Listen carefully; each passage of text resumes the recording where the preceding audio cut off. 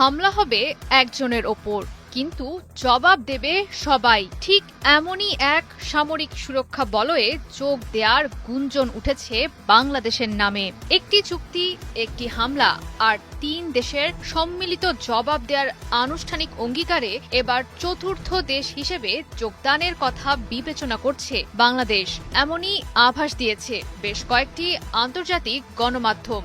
পরিস্থিতি এখন এমনই যে ইসলামিক ন্যাটো নামে পরিচিত সৌদি আরব, তুরস্ক এবং পাকিস্তানের জোটে বাংলাদেশকে দেখা গেলে অবাক হওয়ার কিছুই নেই।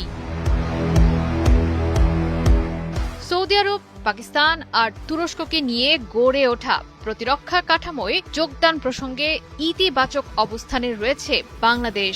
সম্প্রতি বাংলাদেশ সংবাদ সংস্থাকে তথ্যটি নিশ্চিত করেছেন প্রধানমন্ত্রীর পররাষ্ট্র বিষয়ক উপদেষ্টা হুমায়ুন কবির। যদিও এক্ষেত্রে বিশ্ব অর্থনীতি ও বাণিজ্যের পরিবর্তিত গতি প্রকৃতি বিবেচনা করে এরপরই চূড়ান্ত সিদ্ধান্ত নেবে বাংলাদেশ। তবে একথা স্পষ্ট যে একক আঞ্চলিক সম্পর্কের নির্ভরশীলতা থেকে বের হয়ে এসে কৌশলগত বিকল্প আরও বিস্তৃত করার দিকে ঝুঁকছে ঢাকা। দক্ষিণ এশিয়ার ভূরাজনীতিতে ধীরে ধীরে বদলে যাচ্ছে বাংলাদেশের কৌশলগত অবস্থান। একটি নির্দিষ্ট শক্তির ওপর অতিরিক্ত নির্ভরতা কমিয়ে একাধিক শক্তির সঙ্গে সম্পর্ক তৈরির পথে হাঁটছে বাংলাদেশ। ভারত আর চীনের বলয়ের বাইরে গিয়ে অন্যান্য দেশগুলোর সঙ্গে সম্পর্ক জোরদার করার প্রতি মনোযোগ দিচ্ছে।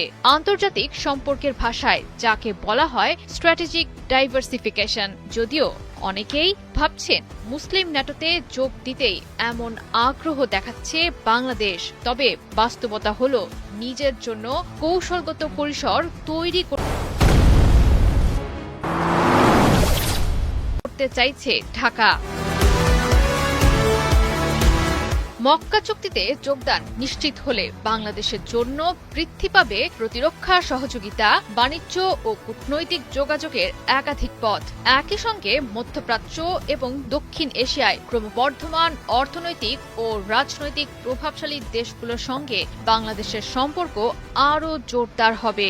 সৌদি আরবের অর্থনৈতিক শক্তি, তুরস্কের প্রতিরক্ষা প্রযুক্তি আর পাকিস্তানের সামরিক সক্ষমতার সঙ্গে বাংলাদেশ যুক্ত হলে প্রতিরক্ষা, বাণিজ্য ও কূটনৈতিক খাতে বাংলাদেশের জন্য তৈরি হবে একাধিক সুযোগ। যদিও এখনো চূড়ান্ত কোনো সিদ্ধান্ত নেয়নি ঢাকা, প্রশ্ন উঠেছে বাংলাদেশ কি ভারসাম্যপূর্ণ বাংলাদেশ ফার্স্ট নীতির অংশ হিসেবে নতুন শক্তি বলয়ে প্রবেশ করবে, নাকি এই সম্ভাবনাকে ব্যবহার করবে কৌশলগত চাপ সৃষ্টির হাতিয়ার হিসেবে।